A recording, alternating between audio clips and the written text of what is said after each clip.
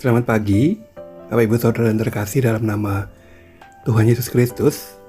Bertemu kembali dalam program Renungan Keluarga Kristen pada hari ini, 6 September 2025.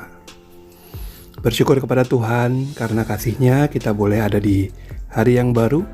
Pemeliharaan Tuhan yang tidak terbatas itu dinyatakan terus kepada kita yang sangat terlihat.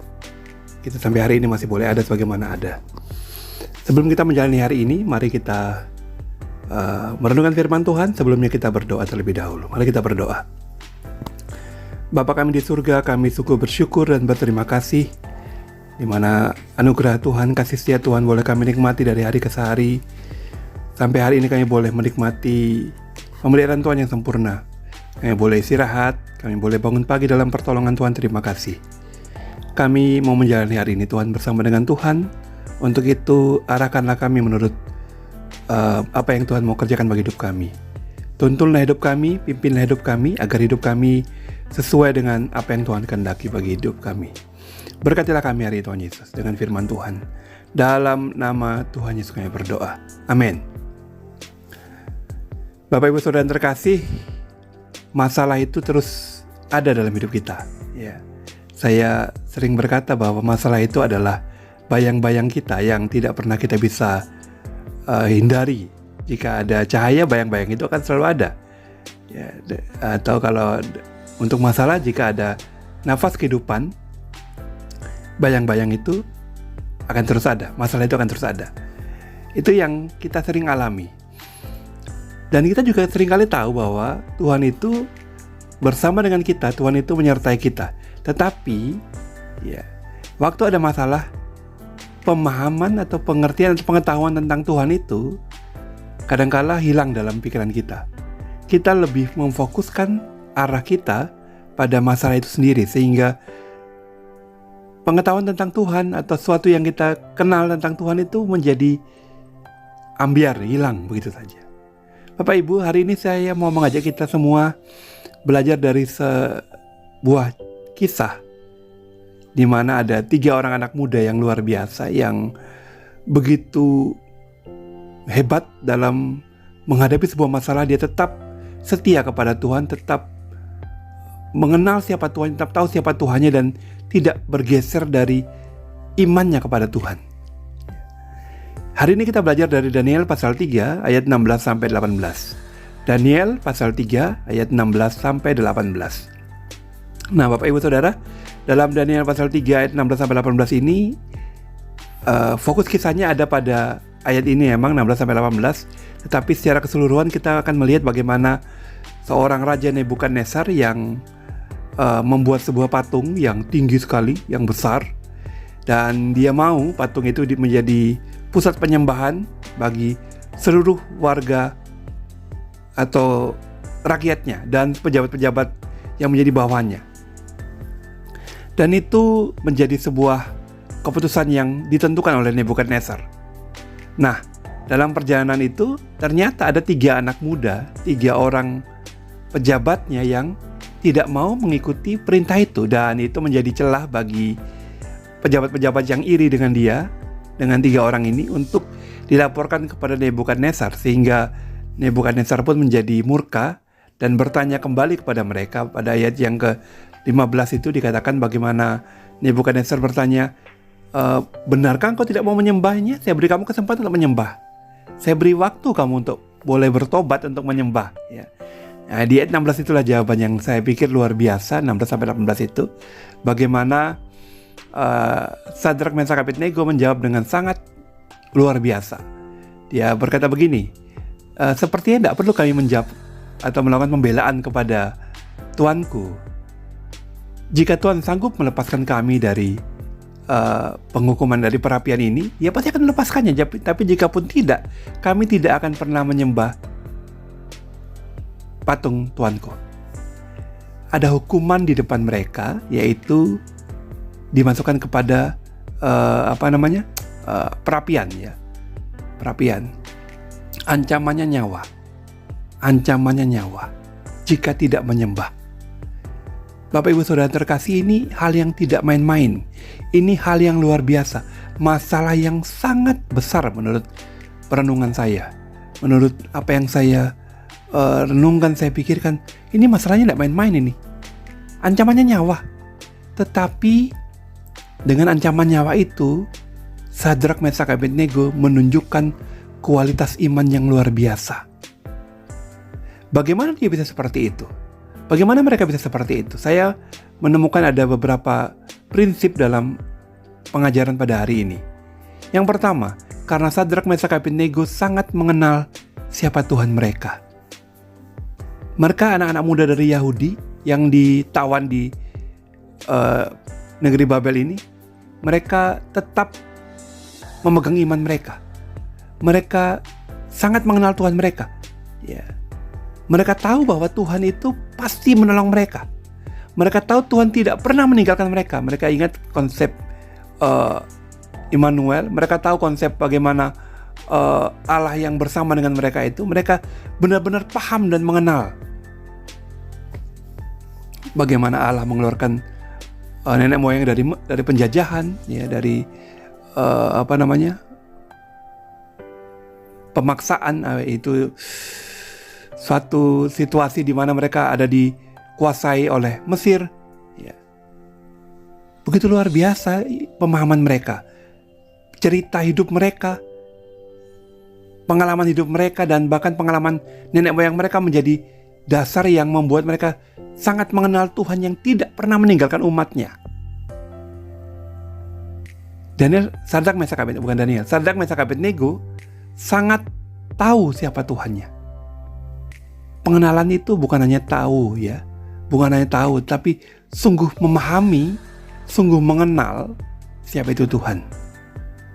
Itu yang menjadi dasar untuk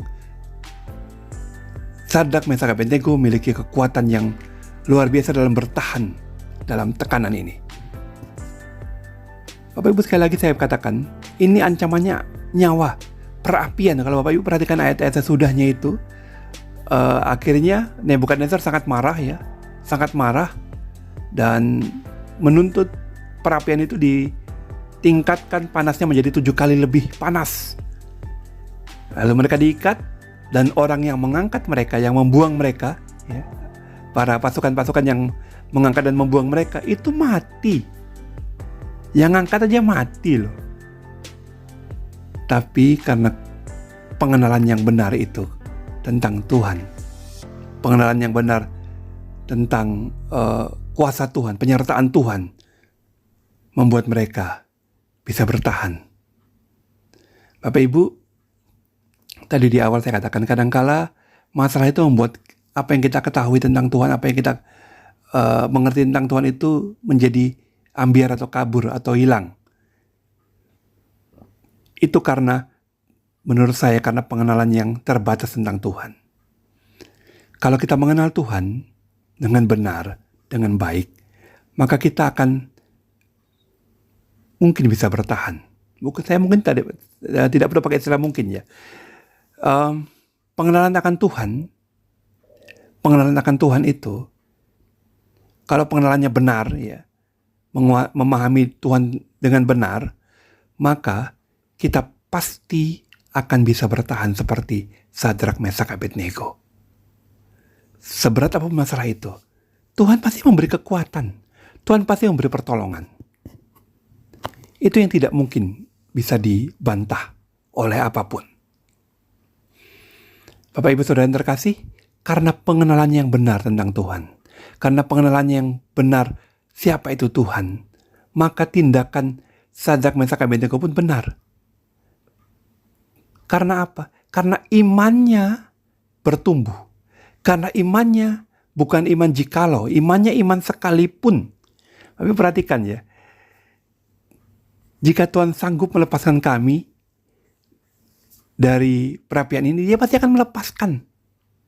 Tapi jika pun tidak, kami tidak akan menyembah. Bapak Ibu, ini bukan ungkapan pasrah. Ini bukan ungkapan menyerah, atau wes gak popes mati ya mati.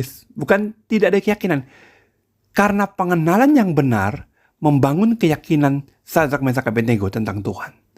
Bahwa Tuhan tidak pernah meninggalkannya. Tuhan pasti sanggup menolongnya. Pak Ibu, sekali lagi ini bukan ungkapan pasrah. Ini ungkapan yang yakin bahwa Tuhan bisa menolong mereka. Tuhan bisa melepaskan mereka. Karena dia kenal siapa Tuhannya. Maka keyakinan itu tumbuh. Iman itu tumbuh. Imannya iman sekalipun. Pemahamannya sangat luar biasa. Sekalipun Tuhan tidak menolong pun, dia tidak akan meninggalkan. Dia tidak akan menyembah. Tetap kepada Tuhan penyembahannya. Sekalipun itu tidak menuntut Tuhan. Tetapi di dalamnya ada unsur keyakinan. Sekalipun itu tidak memaksa Tuhan. Di situ ada ketundukan sebagai seorang umat, sebagai seorang hamba. Bapak Ibu, mari kita belajar sekalipun, jangan jikalau. Kadang kita ini terjebak dengan iman jikalau ya. Jikalau Tuhan tidak tolong aku tidak mau lagi nih. Jikalau begini, aku tidak begini. Jikalau begini, aku tidak begini. Imannya transaksional.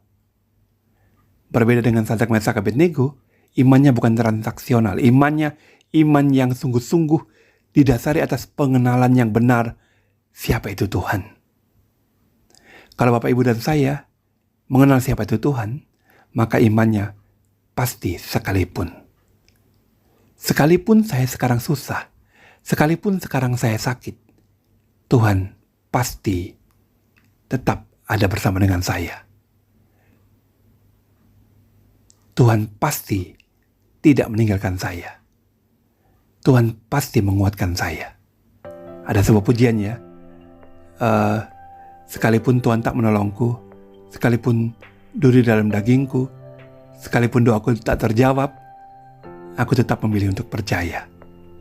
Ada lagu seperti itu ya, yang mungkin Bapak Ibu pernah tahu. Tuhan selalu menolong kita, tidak pernah meninggalkan kita. Ya.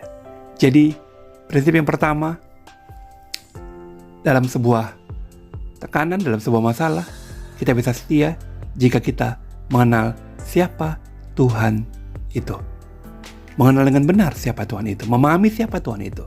Dan yang kedua, memiliki iman sekalipun jika kita sudah mengenal siapa itu Tuhan.